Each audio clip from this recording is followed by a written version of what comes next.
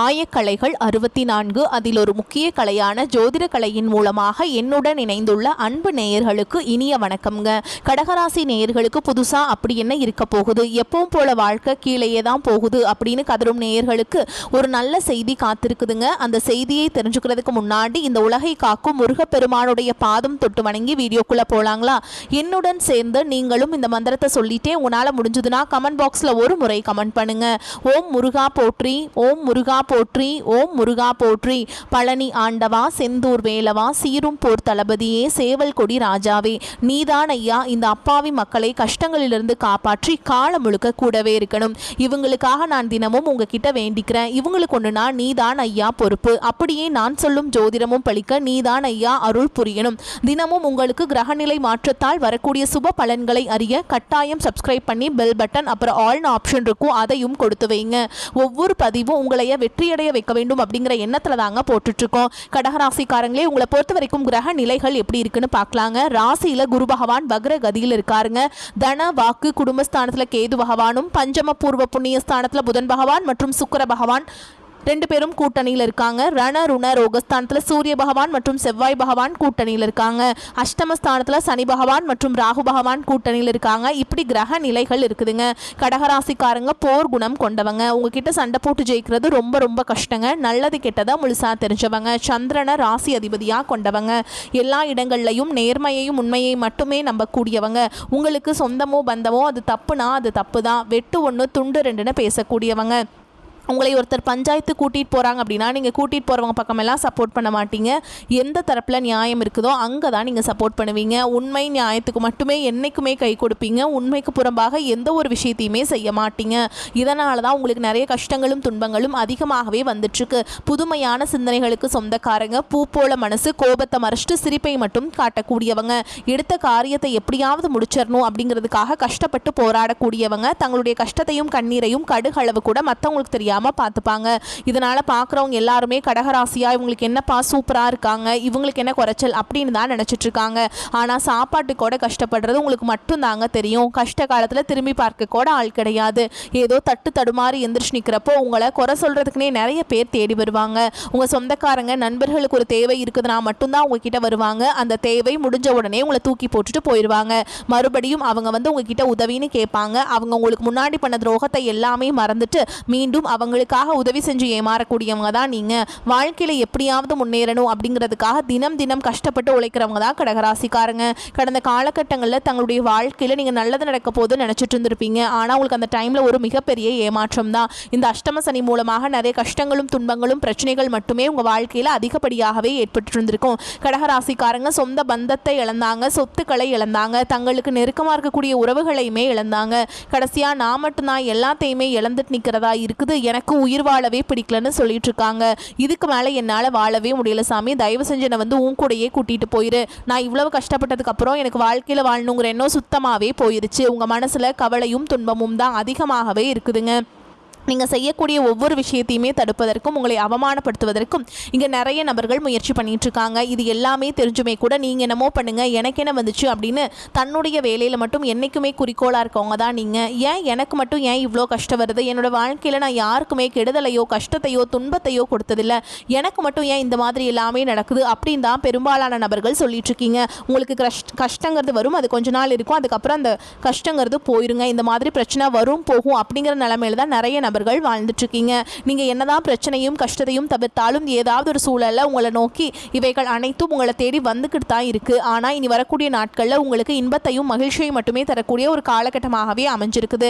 இது நாள் வரைக்கும் நடந்த கெட்ட விஷயத்தை எல்லாமே விட்டுருங்க. இனி வரக்கூடிய நாட்கள்ல உங்களுக்கு எப்படிப்பட்ட நன்மைகள் நடக்க போகுது அப்படிங்கறத இந்த பதிவுல நம்ம முழுசா பார்க்க போறோம்.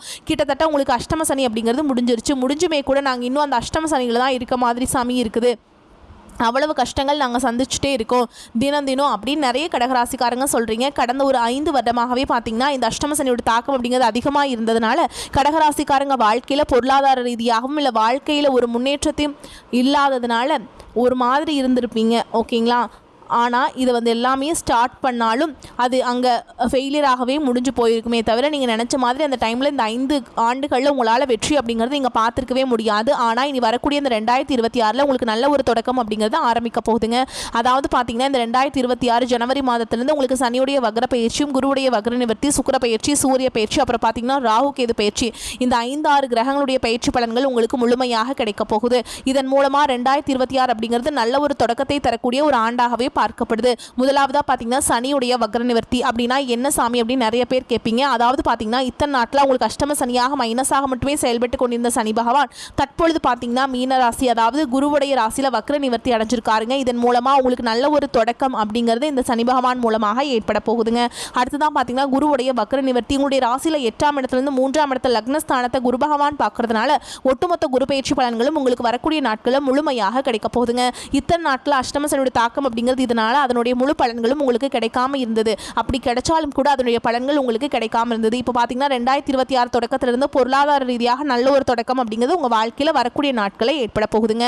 அடுத்ததாக பார்த்தீங்கன்னா ராகு கேது பயிற்சி. ஐயோ ராகு கேது பயிற்சி அவ்வளோதான் நம்ம வாழ்க்கையே முடிஞ்சுது அவ்வளோதான் நிறைய கஷ்டங்கள் எல்லாமே வரப்போகுது 2026 அப்படின்னு நினச்சிட்டு இருக்கீங்க. அதாவது பார்த்தீங்கன்னா ராகு கேது பயிற்சியை பொறுத்த வரைக்கும் உங்களுக்கு இத்தனை நாட்டில் உங்களுக்கு மைனஸாக மட்டுமே செயல்பட்டு கொண்டிருந்த கேது பகவான் இனி வரக்கூடிய இன்னொரு 6 மாதங்களுக்கு கேது பகவான் உங்களுக்கு நல்ல ஒரு மாற்றத்தை நிகழ்த்த போகிறாருங்க.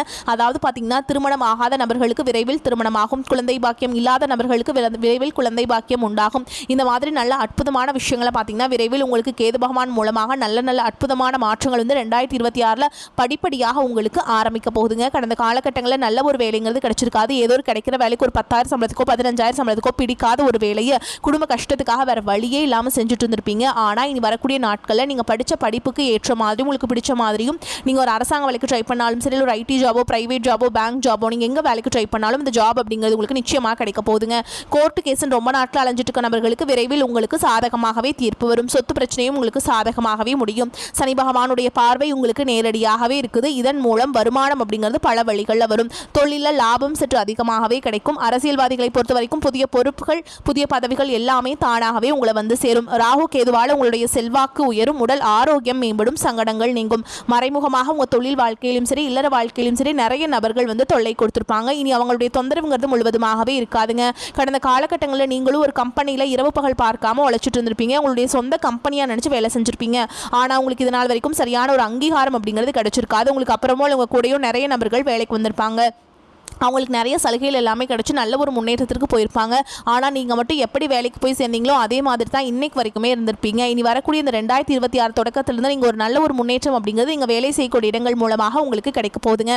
சம்பள உயர்வு பதவி உயர்வு உங்களுக்கு மேலே இருக்கக்கூடிய அதிகாரிகளுடைய ஆதரவு முதற்கொண்டு உங்களுக்கு கிடைக்க போகுதுங்க. இனி நினைச்சது எல்லாமே நடக்கும். தொழில் வியாபார தடைகள் அனைத்தும் விலகும், லாபம் அதிகமாக கிடைக்கும், முன்னேற்றம் உண்டாகும்.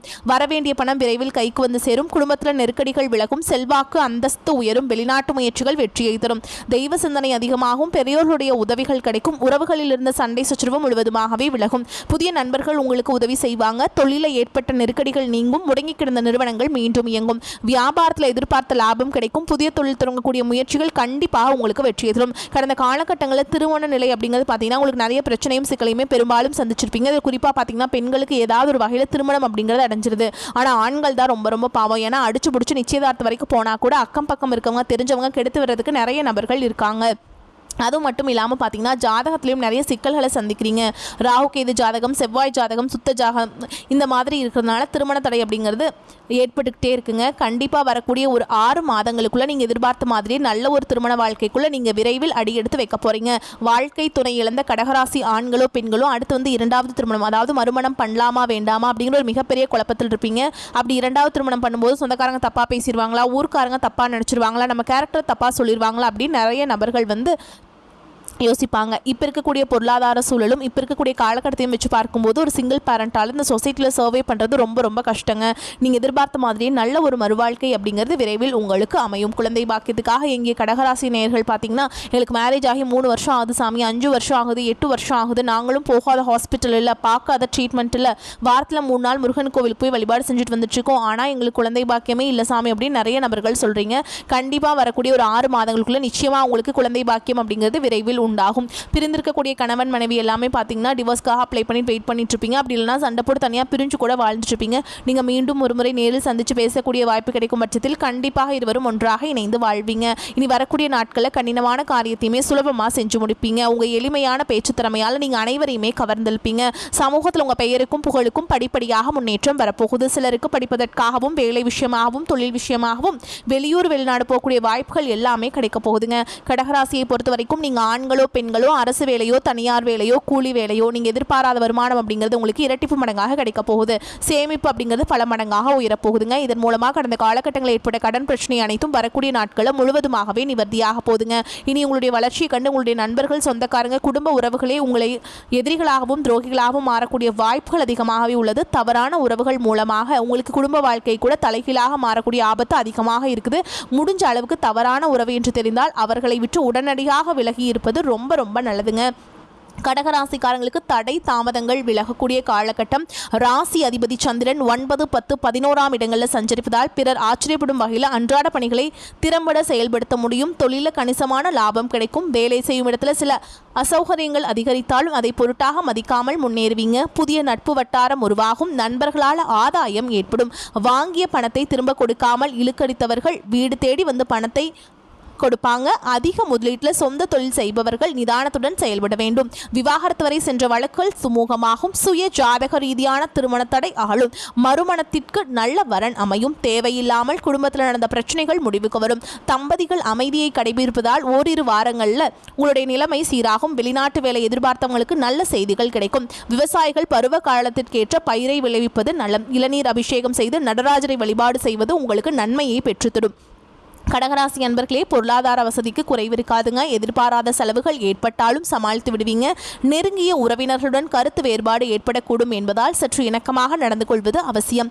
எதிரிகளால் ஏற்பட்ட இடையூறுகள் நீங்கும். பிள்ளைகள் வகையில் வீண் செலவுகள் ஏற்படக்கூடும். தந்தையுடன் அனுசரணையாக நடந்து கொள்வது நல்லது.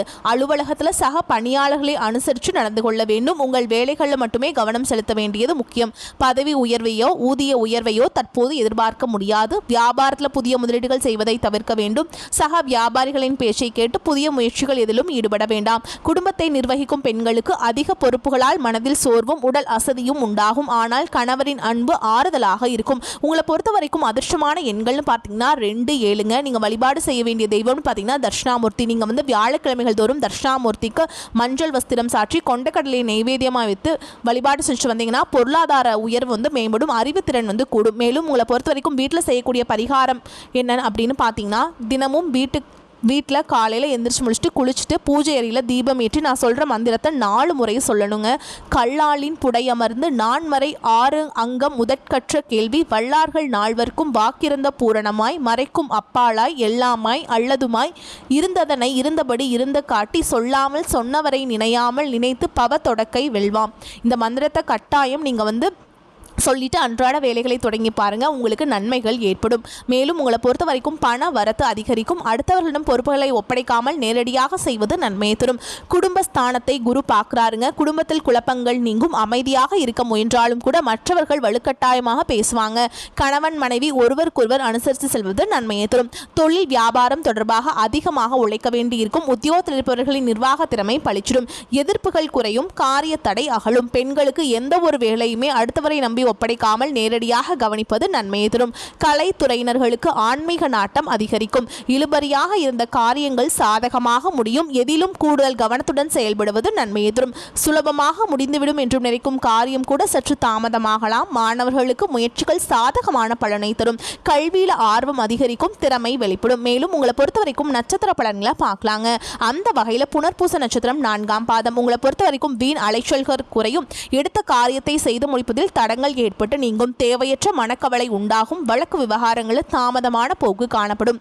நிர்பந்தமாக வெளியூர் பயணம் செல்ல நேரலாம். அடுத்ததா பூச நட்சத்திரம். உங்களை பொறுத்த வரைக்கும் தொழில் வியாபாரத்தில் எதிர்பாராத சிக்கல் ஏற்பட்டு பின்னர் சரியாகும். சரக்குகளை வாடிக்கையாளர்களுக்கு அனுப்பும் பொழுது கவனம் தேவை. உத்தியோகத்தில் சரியாக முடிக்க வேண்டுமே என்ற கவலை உண்டாகும். சக ஊழியர்களிடம் கவனமாக பேசுவது நன்மையை தரும். அடுத்ததா ஆயில்ய நட்சத்திரம். உங்களை பொறுத்த வரைக்கும் தேவையற்ற சில காரியங்களை செய்ய வேண்டி இருந்தாலும் அதன் மூலம் நன்மைகள் உண்டாகும். பணவரத்து திருப்தியை தரும். தேவையான உதவி கிடைக்கும். மாணவர்களுக்கு கல்வியில் முன்னேற்றம் காண வேண்டும் என்ற ஆர்வம் உண்டாகும். விளையாட்டு போட்டிகளில் திறமை வெளிப்படும். உங்களை பொறுத்த வரைக்கும் பரிகாரம் அப்படின்னு பார்த்தோம்னா வெள்ளிக்கிழமைகள் தோறும் துர்க்கை அம்மனுக்கு எலுமிச்சம்பழத்தில் தீபம் ஏற்றி வணங்கி வர காரிய தடைகள் விலகும், நன்மைகள் உண்டாகும். வரக்கூடிய வாய்ப்புகளை தவற விட்டுறாதீங்க, கெட்டியாக பிடிச்சிக்கோங்க. வாய்ப்புகள் ஒரு முறை மட்டும்தான் கதவை தட்டும். அப்படி ஒரு கதவை தட்டக்கூடிய ஆண்டா 2026 உங்களுக்கு அமைஞ்சிருக்குதுங்க. 2026 நீங்கள் நினச்ச எல்லாத்தையுமே நீங்கள் அடைஞ்சிருவீங்க. ஓகேங்களா? அதனால் நீங்கள் அதற்காக முயற்சி செய்து கொண்டே இருக்க வேண்டும். இந்த வீடியோ பதிவு உங்களுக்கு பிடிச்சிருந்ததுன்னா வீடியோக்கு ஒரு லைக் பண்ணுங்கள், நம்ம சேனலை சப்ஸ்கிரைப் பண்ணிக்கோங்க. மேலும் பிடிச்சிருந்தா ஃப்ரெண்ட்ஸ் அண்ட் ஃபேமிலிக்கு ஷேர் பண்ணுங்கள். வாழ்த்துக்கள். வாழ்க வளமோடு நலமோடு.